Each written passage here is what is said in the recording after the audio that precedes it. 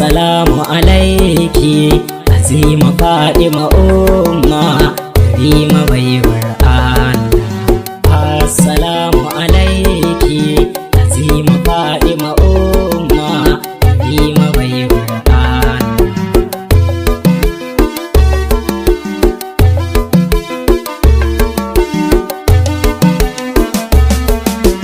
Ya Allah gabawa mai neman su azima, ƙauna ce ba wai ma sai ya ganta karima. Ruhi nai na duka guri nai ɗai oma, cutar so ta ɗaure mai neman su fatiya. Ya Allah fa salati ninka gun abbati, shi a kowane minti gane a gefen titi. Ya Allah Allahu da kai nake misbahu, ga mu a jirgin nuhu kun ji fa ƙarshen sulhu. Ya mai tutar lahu ya rahmatal azizi, gaban ku zan yi suluki. Ya umma labbaiki wasa adaiki ki jiyo, ban komai bayanki sai tsantsar yabonki. Ko ta ina sai zaukin kaunar taki nake ji, malan santa nake nema. Idan ka ban zan dawo a yanzu to fa ka bani, da anjima zan dawo domin bai fa isata. Tinta nake har ƙoli da santa zan yi fa kwalli. Fatima mai ɗan kwali mata ce gun Ali, ta tozarci mazaje tana shigun yaƙi ma. Ya Allah roƙona ka bani ya fata farko, zan sa sunan umma Aliha tsantsar ƙauna. Tsantsar santa nake yi zan iya sallama komai, ko fa gida ko mota ko fa iyaye na ma. Fatima ni ba su ba sai mun kallon banza, sai ka tafi da abunka karshe to fa ka zagan.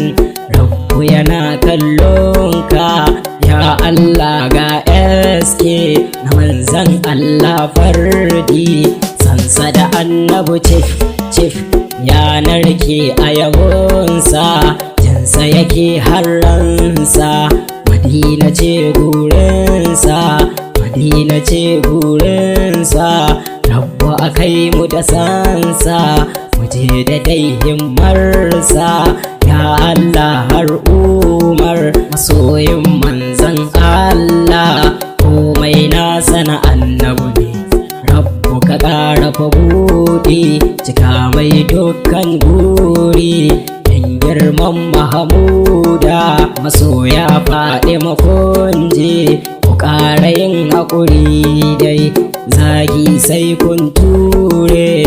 Na ce gaban har baya idan kuna gunza dai a dinga tofa yabonku, da kun daga sai jifa a dinga aibanta ku.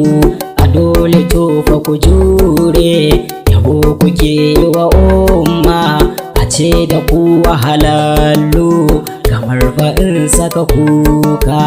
Ya Allah dan umma muke yabo ba wai ba, ya Allah dan umma ba wai dan sallar ba.